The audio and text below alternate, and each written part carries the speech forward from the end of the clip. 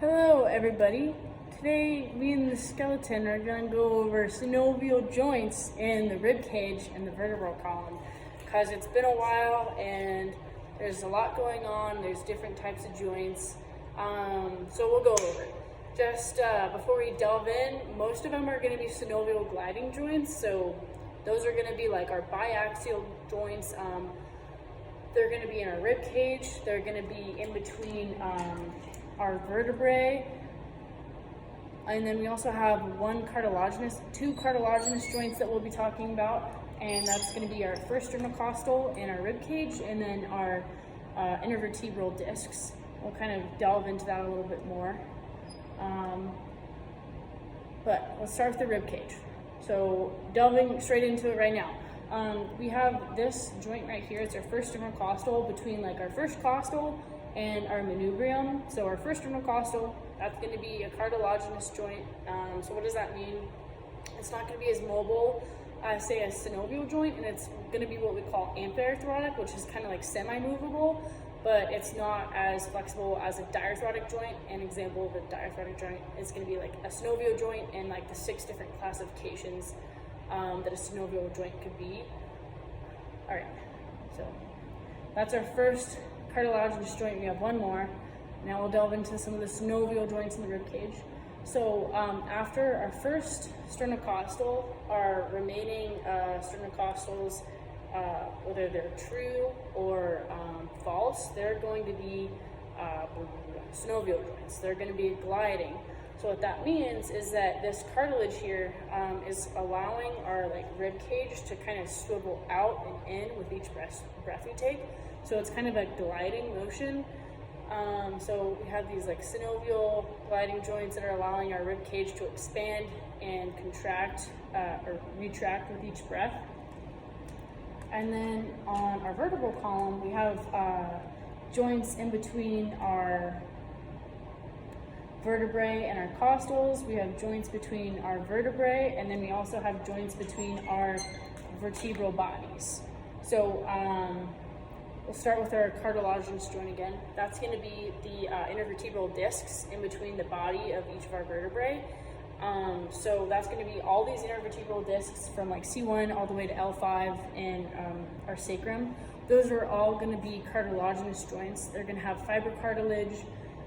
These are the things that you hear about people herniating sometimes when you herniate a disc. So these are our cartilaginous joints. So again, they're not going to be as mobile as a diarthrotic joint, but they're going to be more mobile than a synarthrotic joint.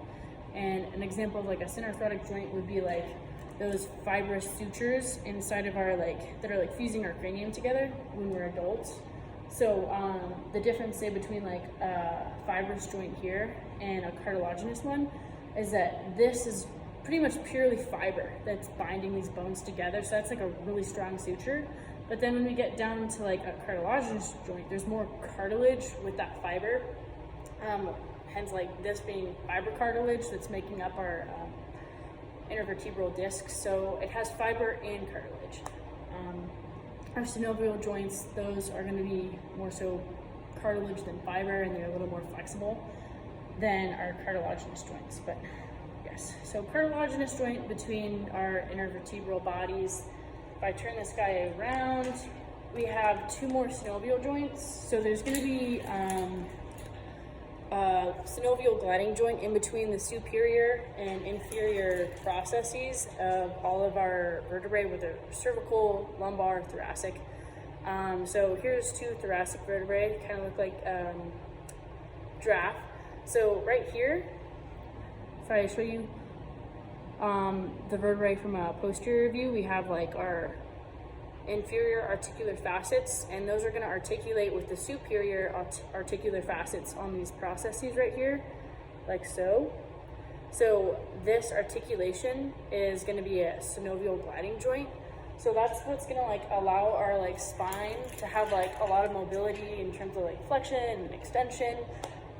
Rotation, that's all going to be gliding along these joints. And then we also have an articulation between our costals and our thoracic vertebrae. So again, we don't have any costal articulations with our cervical or our lumbar vertebrae, just our thoracic. and all 12 of our thoracic vertebrae have articulations with costals. So again, these are going to be synovial gliding joints, and we can kind of see here, maybe not, it's an iPhone 9 or Max or something, I don't know. Camera's not very good. But here, this facet is gonna be the inferior costal facet, and right here is a superior costal facet on my thoracic vertebrae. So they're always gonna kind of be on the lateral side of the body. And this is where like our costals are gonna articulate with our vertebrae. And aside from our first sternocostal, it's kind of like a 2 vertebrae, 1 costal kind of articulation. So I'm gonna have, if my index finger is like a rib here, I'm gonna have a costal coming from the superior articular costal facet,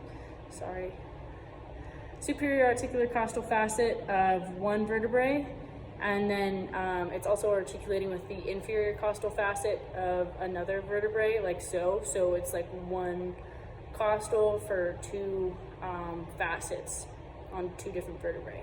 Where this one's superior, this one's inferior, and it's coming off like so. And that's a gliding joint.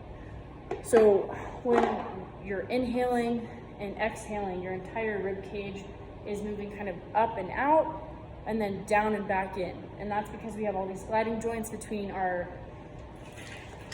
thoracic vertebrae and our costals, as well as between our sternum and our costals.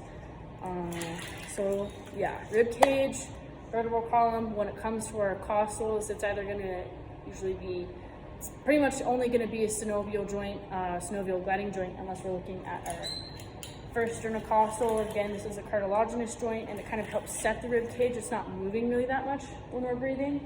And then again, the last cartilaginous joint that we're interested in is the ones between our intervertebral bodies of our vertebrae. But that's the breakdown. Hope that helps. You guys are gonna kill it.